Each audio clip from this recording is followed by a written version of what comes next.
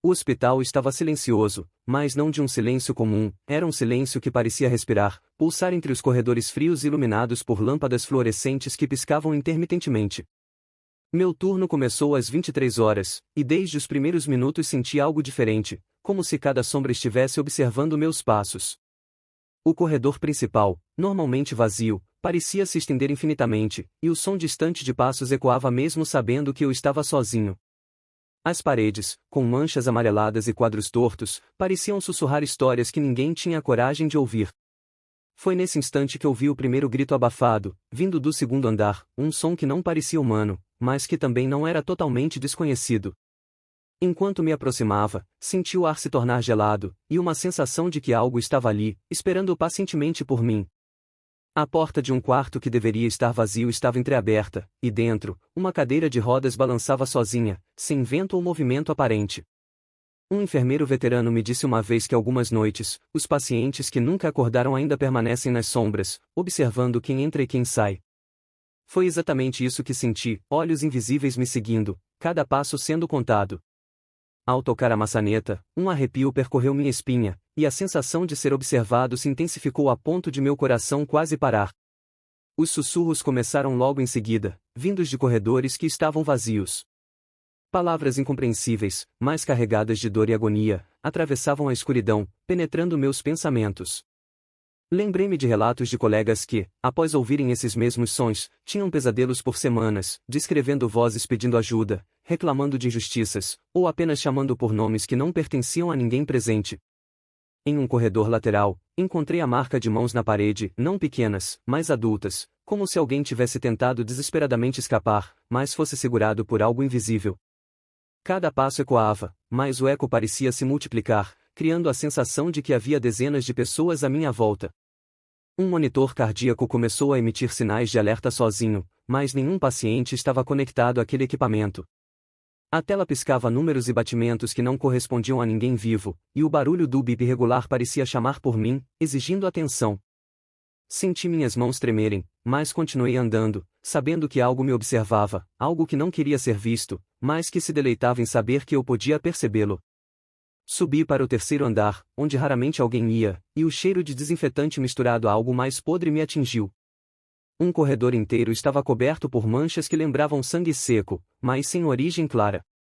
Um paciente em coma, segundo os registros, estava na cama, mas algo estava errado, seus olhos se abriram lentamente, por um instante, fixaram-se em mim com uma intensidade que parecia atravessar minha alma. Ele não falou, mas a sensação de que estava tentando me comunicar algo, um aviso ou um pedido, era esmagadora. Eu sabia que precisava continuar, precisava registrar cada detalhe, porque os sussurros, os olhares e as presenças invisíveis estavam me conduzindo. E então ouvi algo que ninguém poderia explicar, passos correndo atrás de mim, sem que ninguém estivesse lá, e a sensação de ser tocado levemente nos ombros, como se alguém tivesse passado rapidamente, desaparecendo antes que eu pudesse reagir. No quarto andar, encontrei registros antigos, prontuários de pacientes que, oficialmente, nunca deveriam ter morrido naquele hospital. Mas suas histórias contavam outra coisa, relatos de funcionários que viram essas pessoas vagando pelos corredores vazios, desaparecendo apenas para retornar em outros andares, sempre silenciosas, sempre observando.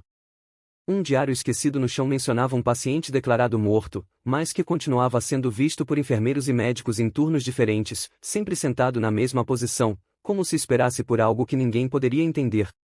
A sensação de que o hospital inteiro tinha uma consciência própria se tornou insuportável. As paredes pareciam se mover levemente, ajustando-se para revelar corredores que antes não existiam, criando um labirinto que só se fechava atrás de mim. Cada porta aberta revelava apenas mais silêncio, mas um silêncio carregado de expectativa, como se algo estivesse prestes a se revelar.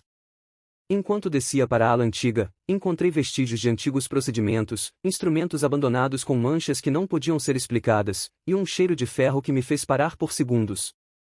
Um antigo enfermeiro me confidenciou que alguns pacientes, antes de morrer, fazem pactos silenciosos, e suas almas ficam presas naquele lugar, esperando quem ousar permanecer até tarde.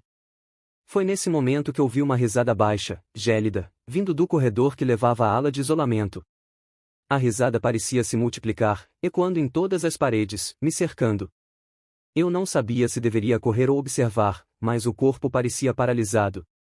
Cada segundo que passava aumentava a sensação de que eu estava sendo analisado, estudado, julgado por algo que não entendia completamente.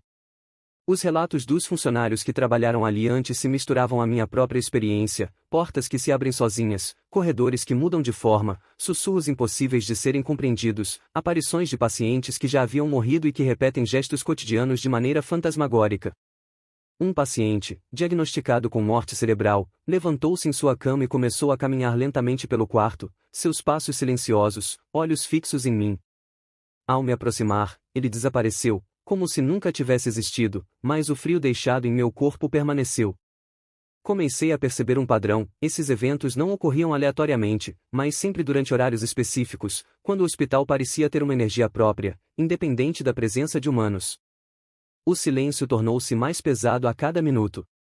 Nos corredores, sombras se moviam rapidamente, mas quando eu olhava diretamente, não havia nada. Um médico antigo, que já havia testemunhado fenômenos semelhantes, me disse que o hospital tem memória própria, ele lembra cada dor, cada morte, cada segredo, e se alimenta disso. Essa sensação ficou clara quando vi cadeiras se moverem sozinhas, seringas caindo de bandejas e janelas se fechando com força, como se quisessem me prender ali. Era impossível ignorar a realidade, algo estava ativo, observando, decidindo o que poderia ou não acontecer. Durante uma inspeção na ala de emergência, ouvi passos pesados correndo pelo corredor, seguidos de gritos abafados. Mas ao chegar, os corredores estavam vazios, como se a manifestação tivesse evaporado. No registro do hospital, nenhuma ocorrência havia sido registrada naquele horário. Funcionários relataram presenciar a mesma situação repetidas vezes, ouvir pessoas correndo, portas batendo, gritos e choros, mas ao verificar, nada existia fisicamente. A sensação de angústia e impotência aumentava. Você sabe que algo está acontecendo, mas não pode fazer nada além de testemunhar. No final do turno, quando me preparava para sair, uma enfermeira me pediu para esperar e mostrou uma porta que, oficialmente, estava lacrada há décadas. Ela contou que, às vezes, pacientes que oficialmente morreram ali voltam, observam os corredores e desaparecem. O ar tornou-se gelado, e um vento inexplicável passou pelo corredor, fazendo todas as lâmpadas piscarem. No instante em que me virei, uma figura pálida passou rapidamente por mim, quase me derrubando. A sensação de estar sendo seguido era inevitável, e eu sabia que aquilo não era apenas imaginação, era real, tão real que cada segundo parecia durar horas. Saindo do hospital, ainda sentia a presença que me acompanhava. Relatos antigos falam de pessoas que, ao trabalharem nesses turnos, nunca mais foram as mesmas, algumas adoeceram misteriosamente, outras simplesmente desapareceram. A atmosfera do hospital, carregada de dor, medo e memórias presas, permanecia viva, e mesmo com a porta fechada, a sensação de que ele observa quem ousa entrar nunca desaparece. Cada corredor, cada sala, cada sombra tem uma história, e acredite, algumas histórias nunca deveriam ser contadas, mas hoje, finalmente, você conhece alguns desses relatos.